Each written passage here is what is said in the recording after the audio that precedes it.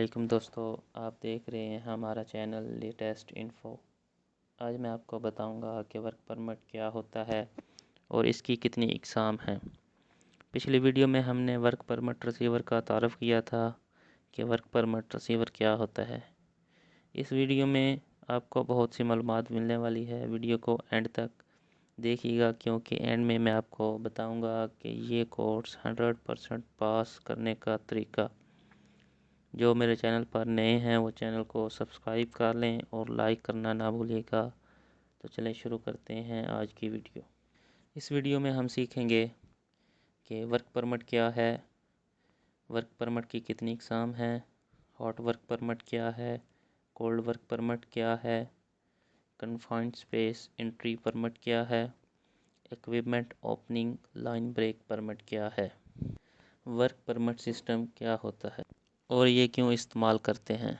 दोस्तों, work permit system एक ऐसा सिस्टम है जो कि अरामको फैसिलिटी एरिया में काम को महफूज तरीके से सरअंजाम देने में इस्तेमाल किया जाता है। ये बेसिकली एक पेज होता है जो किसी मखसूस जगह पर मखसूस एक्टिविटी के लिए इस्तेमाल किया जाता है।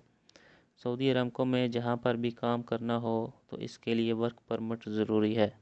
वर्क परमिट इशू करने वाले को इशूअर या शिफ्ट सुपरवाइज़र कहते हैं और इसको रिसीव करने वाले को रिसीवर कहते हैं।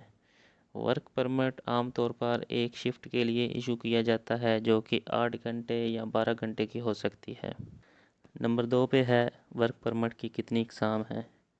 दोस्तों, एक वर्क परमिट सिस्टम जो सऊदी अरामको में इस्तेमाल होता है इसकी 4 इकसाम है जो कि दर्जा झैल हैं। Number 1 hot work permit, number 2 cold work permit, number 3 confined space entry permit and EOLB permit यानी कि equipment opening line break permit. Hot work permit क्या होता है। हॉट वर्क परमिट असल में ऐसी एक्टिविटी है जो कि सऊदी अरामको में जहां भी इग्निशन सोर्स हो वहां पर जो परमिट इशू किया जाता है इसे हॉट वर्क परमिट कहते हैं। मसलन काम करते हुए आपको मशीनरी इस्तेमाल में लानी हो या फिर कोई गाड़ी आप एक जगह से दूसरी जगह मुंतकिल कर रहे हो तो इसके लिए जो परमिट इशू किया जाता है इसे हॉट परमिट कहते हैं। इसका रंग सुर्ख होता है और ज़्यादातर ये परमिट इस्तेमाल होता है, यानी कि जिस काम में भी इग्निशन सोर्स इन्वॉल्व हो वहाँ पर हॉट परमिट इशू किया जाता है। इस परमिट के लिए फायर वॉच का होना ज़रूरी है क्योंकि जहाँ पर भी इग्निशन सोर्स होगा वहाँ पर फायर वॉच लाजमी होता है और ये फायर वॉच भी अरामको सर्टिफाइड होता है और इसके पास फायर एक्सटिंग्विशर जो ठीक तरीके से चलने वाला हो वो होना चाहिए। इस पर इंस्पेक्शन स्टिकर ठीक होना चाहिए। आगे cold work permit. Cold work permit क्या होता है। कोल्ड वर्क परमिट एक ऐसा परमिट है जो कि वहाँ इस्तेमाल होता है जहाँ इग्निशन सोर्स ना हो या फिर कोई काम हाथ से करना हो, मसलन हाउसकीपिंग होगी, सैंड रिमूवल या फिर मैनुअल एक्सकेवेशन जो कि 1.2 मीटर से कम हो, वहाँ पर कोल्ड परमिट इस्तेमाल किया जाता है। इसमें ऐसी एक्टिविटीज़ हैं जो मैनुअली की जाती हैं और ये बहुत कम इस्तेमाल होता है। ये वहाँ पर इस्तेमाल होता है जहाँ हाउसकीपिंग करनी हो या कुछ मटेरियल एक जगह से दूसरी जगह शिफ्ट करना हो जिसमें इग्निशन सोर्स इन्वॉल्व ना हो। आगे है दोस्तों कन्फाइंड स्पेस एंट्री परमिट।